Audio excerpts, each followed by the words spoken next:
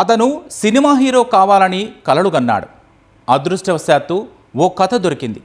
ఇంటిని అమ్మి తానే హీరోగా నటిస్తూ దర్శకత్వం వహించేందుకు సిద్ధమయ్యాడు. కానీ కొన్ని అనివార్య కారణాల వల్ల ఆ సినిమా మధ్యలోనే ఆగిపోయింది.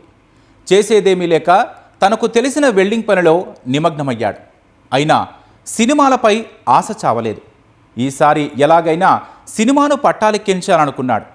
పకడ్బందీగా కథను సిద్ధం చేశాడు. నిర్మాత అవసరం లేదు, కెమెరాలతో పనిలేదు. హీరో, కథ, స్క్రీన్ ప్లే, దర్శకత్వం అన్నీ తానై ఒంటరి పోరాటం చేశాడు. సీన్ కట్ చేస్తే తెరపైకి నిజమైన పోలీసులు ఎంట్రీ ఇచ్చారు. అతని దర్శకత్వ ప్రతిభకు బేడీలు వేసి సత్కరించారు. అసలేం జరిగింది?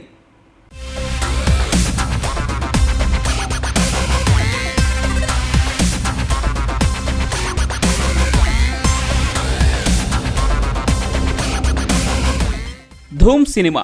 అందులో హీరో ఒక్కడే పోలీసుల కళ్ళు గప్పి అవలీలగా దొంగతనాలు చేస్తూ పరారవుతూ ఉంటాడు. అప్పుడప్పుడు పోలీసులకు క్లూ ఇస్తూ సవాలు విసురుతుంటాడు. ఈ సినిమాలో హీరోకి పోలీసులకు మధ్య జరిగే చేజింగ్ సన్నివేశాలు అబ్బురపరుస్తుంటాయి. ఈ ఫ్రాంచైజీలో వచ్చిన అన్ని సినిమాలు హిట్టే. సినిమాలపై ఉన్న పిచ్చితో నాగరాజు అనే వ్యక్తి సరిగ్గా ఇదే బాగా వంట పట్టించుకున్నాడు. ఆఫర్లు, డిస్కౌంట్లు పెడుతున్న షాపింగ్ మాల్సే లక్ష్యంగా చేసుకున్నాడు. అతని లాజిక్ చూసి పోలీసులే ఆశ్చర్యపోయారు.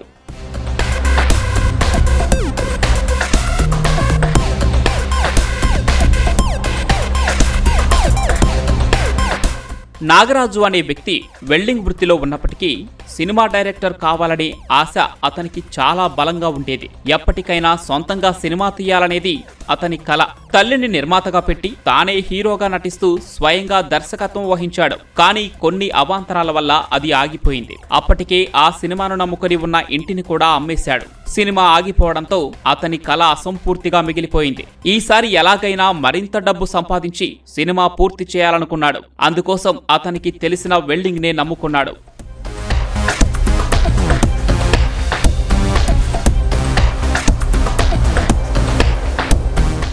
నాగరాజు ఐరన్ వెల్డింగ్ వృత్తిలో దిట్ట. దాన్నే నమ్ముకొని పెద్ద పథకం రచించాడు. దొంగతనాలు చేయాలని నిర్ణయించుకున్నాడు. ఇళ్లలో అయితే కష్టపడి సంపాదించిన సొమ్ము ఉంటుంది.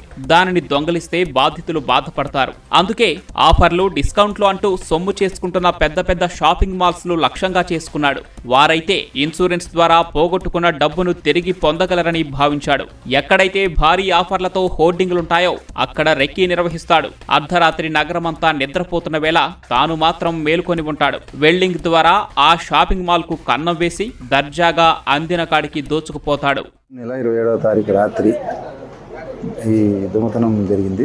ఉదయాన్నే వాళ్ళు షోరూమ్ ఓపెన్ చేసినప్పుడు అక్కడ మామూలుగా వాళ్ళు క్యాష్ కౌంటర్ దగ్గర ఉన్న లాకర్ మిస్ అయింది. చుట్టుపక్కల వస్తువులన్నీ చిందరవందరగా పడి ఉన్నది గమనించిన తర్వాత మొత్తం ఫ్లోర్స్ అన్ని చెక్ చేసుకున్న తర్వాత పైన ఒకటి రూప్ టాప్లో కూడా పిఓపిలో నుంచి కిందికి అక్కడ పైన షీటు తీసేసి అక్కడ పిఓపిలో నుంచి లోపల వాళ్ళు గమనించి మాకు ఇన్ఫార్మ్ చేశారు. ఇమీడియట్గా మా క్లూస్ టీమ్ని, డాగ్ స్క్వాడ్ని వాళ్ళందరినీ దాంట్లో ఇన్వాల్వ్ చేసి దాన్ని తీసుకొని ఈ టెక్నికల్ ఎవిడెన్స్ బేస్ మీద అతను ఫైండ్ అవుట్ చేయడం జరిగింది. ఐడెంటిఫై చేసి అతన్ని మేము పట్టుకోవడం జరిగింది. నిందితుడు తమిళనాడు, కర్ణాటకలోని బెంగళూరు, దావణగిరిలతో పాటు చిత్తూరు జిల్లాలో 32కు పైగా మాల్స్లో దోపిడీ చేశాడు. గతంలో తమిళనాడు, కర్ణాటక రాష్ట్రాల్లో పోలీసులకు పట్టుబడి జైలుకు వెళ్లి బెయిల్పై వచ్చాడు. చిత్తూరులో కేసు నమోదవగా పోలీసుల కళ్లు గప్పి తిరుగుతున్నాడు. ఈ క్రమంలోనే అనంతపురంలోని ఓ షాపింగ్ కాంప్లెక్స్ లో జూన్ 27న దోపిడీకి పాల్పడ్డాడు. దీనిపై పోలీసులకు ఫిర్యాదు అందడంతో నిఘా వ్యవస్థను పటిష్టం చేశారు. ఈ క్రమంలోనే నాగరాజు మరో మాల్ కు కన్నం వేసేందుకు రెక్కీ నిర్వహిస్తూ ఉండగా సీసీ కెమెరాల ద్వారా నిందితుడిని గుర్తించి అరెస్టు చేశారు. 5,25,000 రూపాయలు, కారు, దొంగతనానికి ఉపయోగించిన కట్టర్లు స్వాధీనం చేసుకుని రిమాండ్కు తరలించారు. ఇతను ఇంత క్రితం దాదాపుగా 32 కేసుల్లో ఉన్నాడు.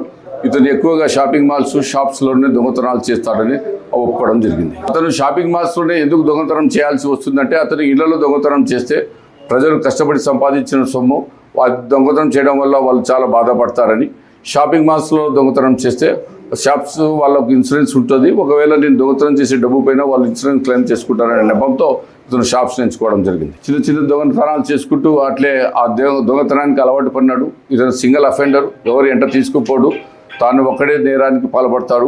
ఆ నేరానికి పాల్పడే క్రమంలో తాను ఒక సినిమా వ్యామోహం ఉండి సినిమా తయారు చేయాలని ఇండ్లను అమ్మేసి సినిమాను ప్రారంభించి వాళ్ళ మదర్ను ప్రొడ్యూసర్గా, తానే హీరో, తానే డైరెక్టర్గా కొంత చేసిన తర్వాత కొన్ని ఇంటి సమస్యల వలన కేసుల్లో ఇరుకున్నందువలన ఆ సినిమా ఆగిపోయింది.